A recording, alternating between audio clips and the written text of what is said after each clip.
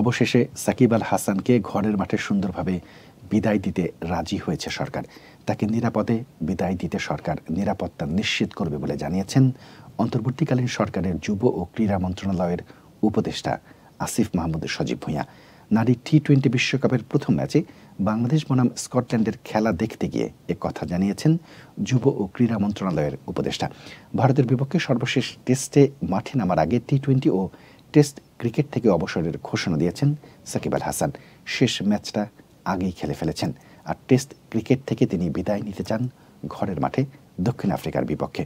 তবে দেশে ফেরা এবং নিরাপদে দেশের বাইরে যাওয়ার নিশ্চয়তা পেলেই এমনটা করবেন বলে জানিয়েছিলেন তারকা এই ক্রিকেটার। সাকিবের এই ঘোষণার পর থেকেই তার নিরাপত্তা ইস্যু নিয়ে ক্রিকেট অঙ্গনে আলোচনা শুরু হয়। মূলত বিসিবিকে নিরাপত্তা নিশ্চিতের জন্য অনুরোধ করেন সাকিব। তবে কয়েকদিন আগে এই প্রসঙ্গে বিসিবি প্রধান ফারুক আহমেদকে প্রশ্ন করা হলে তিনি বল ঠেলে দেন সরকারের কোর্টে।